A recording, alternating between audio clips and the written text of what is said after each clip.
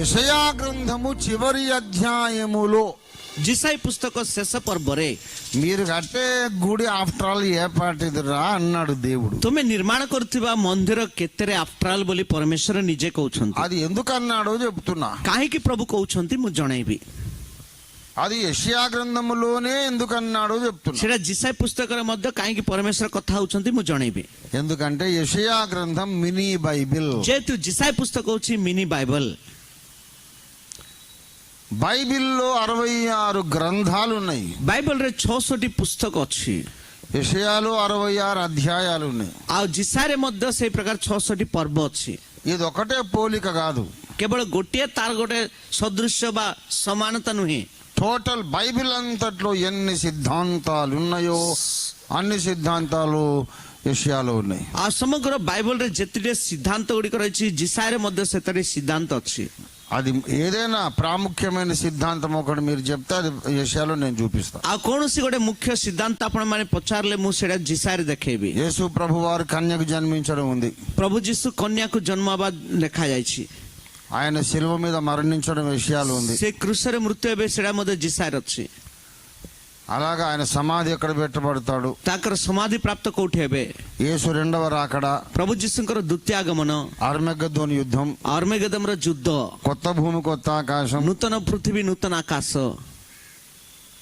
దేవుని సంఘ నిర్మాణం భూమి మీద, परमेश्वरंकर मंडली निर्माण पृथ्वी पुरे, అపొస్తలులు ప్రవక్తలు వేసిన పునాది మీద కట్టబడడం, प्रेरित मानकर भित्तिमूल ऊपर जो भित्तिमूल रे पकाइछन सेठी मंडली निर्मित बा, అన్య భాషలు మాట్లాడడం, आ पर भाषा रे कथा बा, అన్ని యెషయాలో ఉన్నాయి. सब जिसाई पुस्तक लिखा जायछि. ఇప్పుడు యెషయాలోనే అంటున్నాడు మీరు కట్టే గుడి ఆఫ్టర్ ఆల్ ఏ పాటిదని. आ सेही प्रकार जिसाई पुस्तक रे प्रभु कहउछथि तमे निर्माण करता मंदिर केते जे बोली कहउछथि. ఎందుకంటే काहेकि माने యెషయా 7:14లో కన్యక గర్భవతి అయి రక్షకుణ్ణి కంటుంది, ఇమ్మానుయేలును కంటుంది, యేసయ్యను కంటుందని యెషయా 7:14లో చెప్పాడు. आ जिसाई 7:14 प्रभु जीसु कहछन्ति कन्या जे गोटे गर्भजात करी से पुत्र प्रसव करिवे से इम्मानुएल को जात करिवे बा परमेश्वर आम सहित तांको जन्म दे बोली जिसाई लिखा जायछि. ఆ తర్వాత యెషయా 9:6లో तापरे जिसाई 9:6 रे యేసు ప్రభు వారి యొక్క 5 బిరుదములు రాయబడ్డాయి. प्रभु जीसुंकर 5 प्रकार नाम ख्याति गुडी को लिखा जायछि. ఆశ్చర్యకరుడు, ఆలోచనకర్త, నిత్యుడగు తండ్రి, బలవంతుడైన దేవుడు, అసమాధానకర్తయగు అధిపతి. आश्चर्यकारी से मंत्रणा से प्रकार बलवान परमेश्वर से चिरंतन पिता से आमनकर सांत्वना दाता बोली लिखा जायछि. అక్కడ ఇంకొక ఎక్స్ట్రా సంగతి చెప్పాడు. सेडी गोटे आ गोटे विषय मध्य जणाइछन्ति ఆయన భుజముల మీద రాజ్యభారం ఉండును. तांको स्कंद उपरे शासन भार थुआ जीव. అది 7వ అధ్యాయంలో చెప్పలేదు. ता 7 पदरे कोइनांती 7వ అధ్యాయంలో సింపుల్ గా ఆయన కన్యకు పుడతాడని రాయబడింది. से 7 पदरे 7 पर्व रे केवल से कन्या को जाता बोले कहछन्ति. 9వ అధ్యాయంలో ఎక్స్ట్రా డీటెయిల్ ఇచ్చాడు. आ 9 पर्व रे पूरा तार संख्या बड़ा विवरणी देइछन्ति. ఆయన భుజముల మీద రాజ్యభారం ఉండును. तांको स्कंद उपरे राज्यर भार थुआ जीव. ఆ తర్వాత ఎన్నో సంగతులు చెప్పాడు. तापर अनेक विषय जणाइले. 53వ అధ్యాయంలో आ 53 पर्व रे ఆయన సంఘమును విమోచించడానికి, ఆయన ముందుగా ఏర్పరచుకున్న ఆత్మలను విమోచించడానికి సిలువలో ఏ రీతిగా బలి అవుతాడో రాయబడింది. तापर मंडल को उद्धार करिया पे तापर पूर्वरु ही आत्मा गुड को केउ प्रकार से उद्धार कार्य करिवे सेटा पूर्वरु ही वर्णना करके लिखा जायछि. సిలువ యజ్ఞమును గురించి 53లో చెప్పాడు. कृषि और यज्ञ विषय 53 पर्व रे लिखा जायछि. తర్వాత 60వ అధ్యాయంలో आ तापर 60 पर्व रे సిలువ యజ్ఞము ద్వారా రక్షణ పొందిన వారికి దేవుడు అనేక వాగ్దానాలు చేశాడు. आ से कृषि यज्ञ देकी जो माने परित्राण पाइछन्ति सेमानक पय परमेश्वर अनेक प्रतिज्ञा करिछन्ति. 63వ అధ్యాయంలో आ 63 पर्व रे అర్మగెద్దోను యుద్ధము కొరకు యేసు తిరిగి రావడం చెప్పాడు. आर्मेगेदम युद्ध पे प्रभु जीसु फेरी आसीबा मध्ये कहिछन्ति. 63 आ 63 ఆ శోభిత వస్త్రములను ఎర్రని వస్త్రములు ధరించి వచ్చుచున్న ఇతడెవడు? ଆଉ ଶୋଭିତ ବସ୍ତ୍ର ଲାଲ ବସ୍ତ୍ର ଧାରଣ କରି ଯେ ସଭା ପାଉଛନ୍ତି ଆସୁଛନ୍ତି ଏ କିଏ? రక్తములో ముంచబడ్డ వస్త్రములాగా నీ వస్త్రాలున్న ఎవరు నువ్వు? ରକ୍ତରେ ବୁଡା ଯାଇଥିବା ଆପଣ ବସ୍ତ୍ର ଧାରଣ କରିଛନ୍ତି ଏ କିଏ ଅଟନ୍ତି? ଏଇ ରାଜା। ఆయన చెబుతున్నాడు, రక్షించుటకు బలాఢ్యుడనైన నేనే। ଆଉ ସେ କହୁଛନ୍ତି ପରିତ୍ରାଣ କରିବା ପାଇଁ ଆମ୍ଭେ ଯେ ବଳ ପ୍ରାପ୍ତ ବା ସବଳ ଅଟୁ ବୋଲି କହୁଛନ୍ତି। రక్షించుటకు బలాఢ్యుడెవడు? ଆଉ ପରିତ୍ରାଣ ଦେବା ପାଇଁ କିଏ ବଳବାନ ଅଟନ୍ତି? మన ప్రభు అయిన మన రాజు అయిన యేసయ్య। ଆମମାନଙ୍କର ପ୍ରଭୁ ଆମମାନଙ୍କର ରାଜା ପ୍ରଭୁ ଯୀଶୁ ଖ୍ରୀଷ୍ଟ। మరి రక్షించుటకు బలాఢ్యుడవైన నువ్వు ఇలాగ బట్టలు ఎర్రగా నెత్తురు చిందినట్టున్నాయి ఎందుకు? ଆଉ ପରିତ୍ରାଣ କରିବା ପାଇଁ ଯିଏ ବଳବାନ କାହିଁକି ଆପଣଙ୍କର ବସ୍ତ୍ର ଏଇ ପ୍ରକାର ଲାଲ ରକ୍ତ ବର୍ଣ୍ଣ ପରି ଅଛି? నేను కోపగించుకొని జనములను త్రొక్కి తిని ଆଉ ମୁଁ କ୍ରୋଧାନ୍ୱିତ ଏଇ ଲୋକମାନଙ୍କୁ ମୁଁ ଚକଡ଼ି ପକେଇଲି। పగ తీర్చుకునే సమయము నా మనసుకు వచ్చింది। ଆଉ କ୍ରୋଧ ପ୍ରତିଶୋଧ ନେବାର ସମୟ ମୋ ଠାରେ ଉପସ୍ଥିତ ଅଛି। ఎన్నో వేల సంవత్సరాలు ఈ మానవ లోకము నన్ను గేలి చేసింది। ଅନେକ ବର୍ଷ ଧରି ଏଇ ମାନବ ସମାଜ ମତେ ଥଟ୍ଟା ପରିହାସ କରିଅଛି। నన్ను దూషించారు, తృణీకరించారు। ମତେ ନିନ୍ଦା କଲେ, ଘୃଣା କଲେ। నేను ఎన్ని నిరూపణలు చూపినా వాళ్ళు పట్టించుకోలేదు। ମୁଁ ଅନେକ ପ୍ରମାଣ ଦେଲେ ମଧ୍ୟ ସେମାନେ ମତେ ଲକ୍ଷ୍ୟ କଲେ ନାହିଁ। నా ప్రేమను, దయను, క్షమను, ఓపికను వాళ్ళు చేతగానితనం అనుకున్నారు। ମୋ ପ୍ରେମ, ମୋ କ୍ଷମା, ମୋ ଦୟାକୁ ସେମାନେ ଅସାମର୍ଥ୍ୟ ଭାବରେ ଗ୍ରହଣ କଲେ। నేను రౌద్రము కలిగి దిగి వచ్చాను। ଆମ୍ଭେ କ୍ରୋଧାନ୍ୱିତ ହେଇକି ଓହ୍ଲେଇ ଆସିଅଛୁ। ద్రాక్షలను పాతకాలంలో ప్రాచీన కాలం ఎలా తొక్కేవాళ్ళంటే, ପୁରାତନ ସମୟରେ ଦ୍ରାକ୍ଷା ଫଳ ଗୁଡ଼ିକୁ ସେମାନେ କେମିତି ସେମାନେ ଦଳୁଥିଲେ, ମାନେ ద్రాక్ష రసం ఎలా తీసేవాళ్ళంటే, ଦ୍ରାକ୍ଷା ରସ କେମିତି କାଢୁଥିଲେ, ମାନେ కాళ్ళు శుభ్రంగా కడుక్కుంటారు। ଗୋଡ ଭଲ ଭାବରେ ଧୋଇବେ। ఒక గంపలో, పెద్ద గంపలో, పెద్ద తొట్టిలో ద్రాక్ష పళ్ళు వేస్తారు। ଗୋଟେ ବଡ ଝୁଡି ବା ବଡ ଜାଗାରେ ସେମାନେ କଣ କରିବେ, ଦ୍ରାକ୍ଷା ରସ ସବୁ ଦ୍ରାକ୍ଷା ଫଳ ଗୁଡ଼ିକ ପକେଇଦେବେ।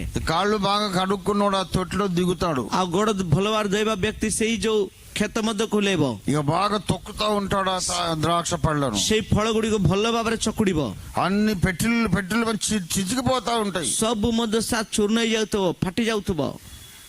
చితికిపోయి వాటిలోంచి రసం బయటకు వస్తుంది। ସେ ସବୁ ଚୂର୍ଣ୍ଣ ହେଇକି ସେଥି ମଧ୍ୟରୁ ରସ ବାହାରକୁ ଆସେ। ఆ తొట్టికి ఒక పక్కన సన్న రంధ్రం ఉంటుంది। ତାପରେ ସେଇ ଯୋଉ ଝୁଡିକୁ ଗୋଟେ ପଟରୁ ଗୋଟେ ଛୋଟ ଗର୍ତ୍ତ ରହିବ। ఆ ద్రాక్ష రసాన్ని బయటికి తీస్తారు। ସେଇ ଦ୍ରାକ୍ଷା ରସ ସେଇଠୁ ବାହାର କରିବେ। ద్రాక్షల తొట్టిని త్రొక్కుచుండే వాడు ఎలాగ తొక్కుతాడో, ଆଉ ଦ୍ରାକ୍ଷା రసକୁ ଯିଏ ମାଡୁଥିବ ବା ଦଳୁଥିବ ସେ ଯେମନ୍ତେ ଦଳିବ, మానవులు అనే రక్షణ పొందని మానవులు అనే కారు ద్రాక్షలను నేను త్రొక్కి తిని। ଆଉ ମଣିଷ ରୂପକ ଯୋଉ ପରିତ୍ରାଣ ପ୍ରାପ୍ତ ବଣ ଦ୍ରାକ୍ଷା ଗୁଡିକ ଆମେ ସେଇ ପ୍ରକାର ଦଳିବା। ఉపమానము కాదు, ଏଇଟା ଦୃଷ୍ଟାନ୍ତ ନୁହେଁ, కవిత్వము కాదు, ଏଇଟା କବିତା ନୁହେଁ, పోలిక కాదు, ଏଇଟା ଚିହ୍ନ ସାଦୃଶ୍ୟତା ନୁହେଁ, అక్షరాల ଅକ୍ଷରେ ଅକ୍ଷରେ మనుషులందరినీ ఒక దగ్గర లోయలో పెట్టి వాళ్ళ మీద తొక్కుతాడు యేసయ్య। ଆଉ ସମସ୍ତ ମଣିଷ ମାନଙ୍କୁ ଗୋଟେ ଉପତ୍ୟକାରେ ପକେଇକି ପ୍ରଭୁ ଯୀଶୁ ସେମାନଙ୍କୁ ଚିପିବେ ବା ଦଳିବେ। వాళ్ళ అబద్ధ క్రీస్తు సైన్యాలు, ସେମାନେ ଭଣ୍ଡ ଖ୍ରୀଷ୍ଟର ସୈନ୍ୟ ସମୂହ। ఒక్కొక్కడు ద్రాక్ష పండు చితికిపోయినట్టు చితికిపోతాడు। ଜଣେ ଜଣେ ଦ୍ରାକ୍ଷା ଫଳ ଯେମିତି ସେ ଫାଟିଯିବ ସେଇ ପ୍ରକାର ଫାଟିଯିବେ। మానవ రక్తం ప్రవహిస్తుంది నదిలాగా। ମଣିଷ ମାନଙ୍କର ରକ୍ତ ନଦୀ ତୁଲ୍ୟ ପ୍ରବାହିତ ହବ। 300 కిలోమీటర్ల దూరం ప్రవహిస్తుంది। 300 କିଲୋମିଟର ଦୂରକୁ ସେ ନଦୀ ପ୍ରବାହିତ ହବ। ఆ నది లోతు ఎంత? ସେ ନଦୀର ଗଭୀରତା କେତେ? గుర్రముల కళ్ళెముల మట్టుకు।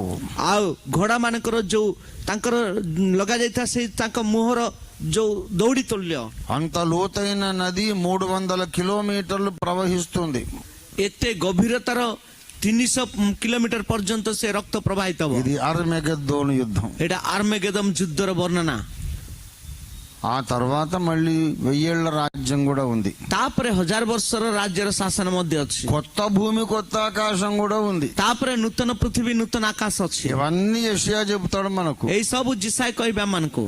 ఇన్ని చెప్పిన తర్వాత ଏତେ କହିବା ପରେ ఈ భూ ప్రపంచ చరిత్ర అంతా చెప్పి, ଏଇ ପୃଥିବୀର ଇତିହାସ ସବୁ ଜଣାଏ, దేవుని రక్షణ ప్రణాళిక అంతా చెప్పి, ଈଶ୍ୱରଙ୍କର ପରିତ୍ରାଣର ଯୋଜନା ସବୁ ଜଣାଏ, భూగ్రహం ఎలా మొదలైంది, ఎలాగ అంతమవుతుందో చెప్పి, ଏଇ ପୃଥିବୀ ଗ୍ରହ କେମିତି ଆରମ୍ଭ ହେଇଛି, କେମିତି ଶେଷ ହବ କହିକି అప్పుడు ఆఖరి అధ్యాయంలో చెప్పాడు। ତାପରେ శେଷ ପର୍ବରେ କହୁଛନ୍ତି, ఆకాశము నా సింహాసనము, ଆକାଶ ମୋର ସିଂହାସନ, భూమి నా పాదపీఠం, ପୃଥିବୀ ମୋର ପାଦପୀଠ, మీరు కట్టనుద్దేశించే ఇల్లు ఏ పాటిది? ତମେ ନିର୍ମାଣ କରି ଚାହୁଁଥିବା ସେଇ ମନ୍ଦିର କେତେ ଯେ? ఈ మాటలకు అర్థమేమిటి ప్రభువా? ଏଇ କଥା ଗୁଡ଼ିକର ଅର୍ଥ କଣ ପ୍ରଭୁ? గుడి కట్టమని మోషేకు చెప్పావు, సొలొమోనుకు చెప్పావు.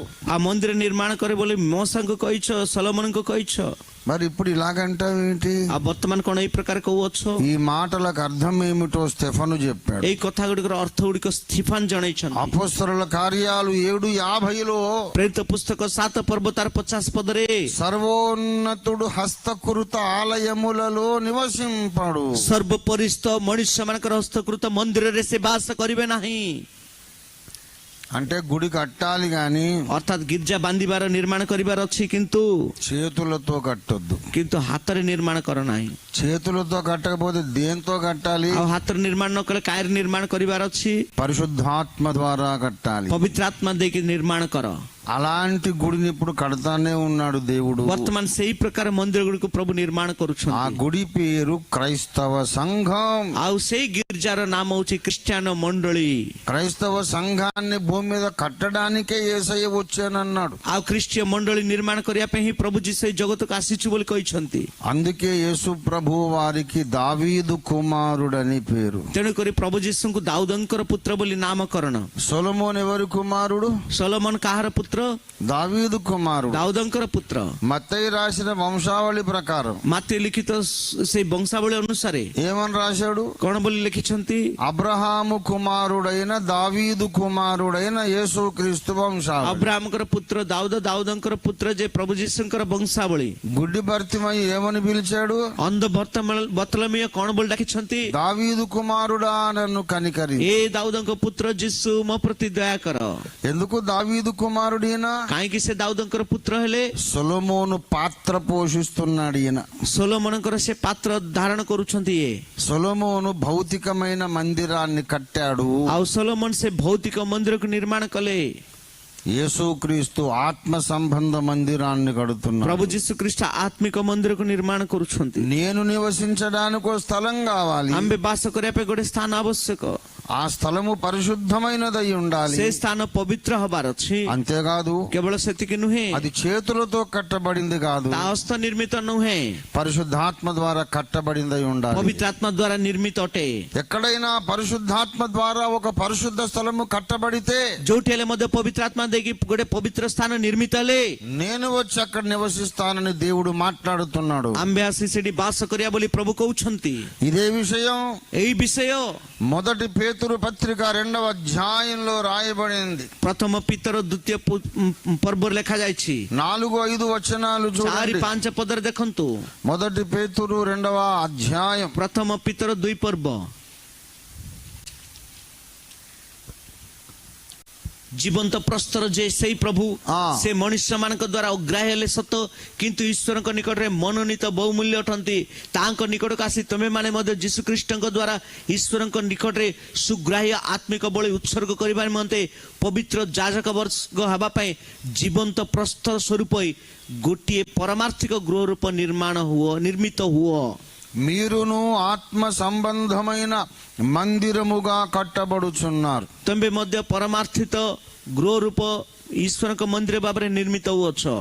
నిర్గమాకాండం 25:8లో దేవుడు చెప్పిన దేవుని ఆశ, ଆଉ ଯାତ୍ରା ପୁସ୍ତକରେ 25 ପର୍ବ 8ରେ ପରମେଶ୍ୱର କହୁଥିବା ସେଇ ଆଶା ఇదిగో మొదటి పేతురు 2:5లో నెరవేరుతుంది. ଏଇ ଦେଖନ୍ତୁ ପ୍ରଥମ ପିତର 2:5ରେ ସଫଳୀକୃତ ହଉଛି. ఈ 2 వచనాలు కలిపి మనం చెప్పుకుంటే ଏଇ 2 ପଦ ଯଦି ମିଶେଇକି ଆମେ କହିବା, నేను వారిలో నివసించున్నట్లు ଆମ୍ଭେ ସେମାନଙ୍କ ମଧ୍ୟରେ ବାସ କରିବା ତୁଲ୍ୟ వారు నాకు ସେମାନେ ଆମ୍ଭକୁ సజీవ రాళ్లతో ଆଉ ଜୀବିତ ପ୍ରସ୍ତର ଭାବରେ పరిశుద్ధాత్మ ద్వారా ଆଉ ପବିତ୍ର ଆତ୍ମା ଦ୍ୱାରା ఆత్మ సంబంధ మందిరము కట్టవలే. ଆଉ ପରମ ଆତ୍ମିକ ଗୃହ ଭାବରେ ନିର୍ମିତ ହେବା ପାଇଁ. మళ్ళీ చెప్తున్నా, నేను వారిలో నివసించున్నట్టు ଆମ୍ଭେ ସେମାନଙ୍କ ନିକଟରେ ବାସ କରିବା ତୁଲ୍ୟ వారు నాకు ఒక పరిశుద్ధ స్థలము కట్టాలి. ସେମାନେ ମତେ ଗୋଟେ ପବିତ୍ର ସ୍ଥାନ ନିର୍ମାଣ అది వారు କରିବେ. పరిశుద్ధాత్మ ద్వారా కట్టాలి. ତା ପବିତ୍ର ଆତ୍ମା ଭାବରେ ନିର୍ମାଣ କରିବାର ଅଛି. బ్రతుకున్న రాళ్లతో కట్టాలి. ଜୀବିତ ପ୍ରସ୍ତର ଦେଇକି ବାନ୍ଧିବାର ଅଛି. సొలొమోను కట్టాడు, ସଲୋମନ ନିର୍ମାଣ కలే, కానీ అవన్నీ ప్రాణం లేని రాళ్ళు. ସେ ସବୁ ପ୍ରାଣ ନଥିବା ପ୍ରସ୍ତର. నేను జీవము గల దేవుడను కదా, କିନ୍ତୁ ଆମେ ଜୀବିତ ପରମେଶ୍ୱର. జీవము లేని లేని దేవుళ్ళకైతే జీవము లేని రాళ్లతో గుడులు కట్టుకుంటారు. ଜୀବନ ନଥିବା ଦେବତା ଗୁଡ଼ିକୁ ଜୀବନ ନଥିବା ପ୍ରସ୍ତାବ ଦେଇକି ସେମାନେ ନିର୍ମାଣ କରିବେ ମନ୍ଦିର. మరి మన దేవుడు జీవము గల దేవుడు కదా. ଆଉ ଆମ୍ବ ପରମେଶ୍ୱର ସଜୀବ ପରମେଶ୍ୱର. ఆయన మందిరం కూడా జీవము గల మందిరం అయి ତାଙ୍କର ఉండాలి. ମନ୍ଦିର ମଧ୍ୟ ଜୀବିତ ମନ୍ଦିର ହେବା ଦରକାର. జీవం గల మందిరం కావాలంటే ସଜୀବ ମନ୍ଦିର ଦରକାର ମାନେ జీవము గల రాళ్ళు కావాలి. ଜୀବିତ ପ୍ରସ୍ତର ଆବଶ୍ୟକ. నాకు ఒక మందిరం కట్టండి. ମତେ ଗୋଟେ ମନ୍ଦିର ନିର୍ମାଣ କର. ఒరే నేను జీవం కలిగిన దేవుణ్ణి గనుక ଆରେ ମୁଁ ଜୀବିତ ଈଶ୍ୱର ହେଇଥିବାରୁ ప్రాణమున్న రాళ్లను తీసుకురండి. ପ୍ରାଣ ଥିବା ପ୍ରସ୍ତର ଆଣ. ఆ ప్రాణమున్న రాళ్లను పేర్చి ఒక ప్రాణమున్న మందిరాన్ని కట్టండి. ସେଇ ପ୍ରାଣ ଥିବା ପ୍ରସ୍ତର ଗୁଡ଼ିକ ଆଣିକି ସଜାଡ଼ିକି ଗୋଟେ ପ୍ରାଣ ରୂପକ ମନ୍ଦିରକୁ ନିର୍ମାଣ କର. అది మేము ఎలా చేస్తాం తండ్రి? ତାହା କେମିତି ଆମେ ନିର୍ମାଣ କରିବ ପିତା? అవునులే మీరు చేయలేరు గాని ହଁ ତମେ କରିପାରିବନି, କିନ୍ତୁ ఆత్మ మూలముగా ఆ మందిరం కట్టబడుతుంది. ଆତ୍ମିକ ଭାବରେ ସେଇ ମନ୍ଦିର ନିର୍ମିତ ହବ. మీరు జత పని వారిగా ఉండండి. ତମେ ସହକର୍ମୀ ଅଟ. పరిశుద్ధాత్మ దేవుడు అనేక విశ్వాసులను సువార్త ద్వారా రక్షిస్తున్నాడు. ପବିତ୍ର ଆତ୍ମା ପରମେଶ୍ୱର ସୁସମାଚାର ଦେଇକି ଅନେକଙ୍କୁ ସେ ପରିତ୍ରାଣ କହୁଛନ୍ତି. అనేక మంది మనుషులను రక్షించి ଅନେକ ମଣିଷ ମାନଙ୍କୁ ଉଦ୍ଧାର କରି సజీవరాళ్ళుగా చేస్తున్నాడు. ଜୀବିତ ପ୍ରସ୍ତର ଭାବରେ କରୁଛନ୍ତି. రక్షించడానికి మనల్ని వాడుకుంటున్నాడు. ପରିତ୍ରାଣ କରିବା ପାଇଁ ଆମ ମାନଙ୍କୁ ବ୍ୟବହାର କରୁଛନ୍ତି. సువార్త కొరకు వాడుకుంటున్నాడు. ସୁସମାଚାର ପାଇଁ ବ୍ୟବହାର କରୁଛନ୍ତି. అనేక మంది రక్షణ పొందుతున్నారు. ଅନେକ ପରିତ୍ରାଣ ପ୍ରାପ୍ତ ହଉଛନ୍ତି. వాళ్ళందరినీ పరిశుద్ధాత్మ దేవుడే ସେ ସମସ୍ତଙ୍କୁ ପବିତ୍ର ଆତ୍ମା ପରମେଶ୍ୱର ହିଁ ఒక సంఘముగా ଗୋଟେ కట్టుచున్నాడు. ମଣ୍ଡଳୀ ଭାବରେ ନିର୍ମାଣ କରୁଛନ୍ତି.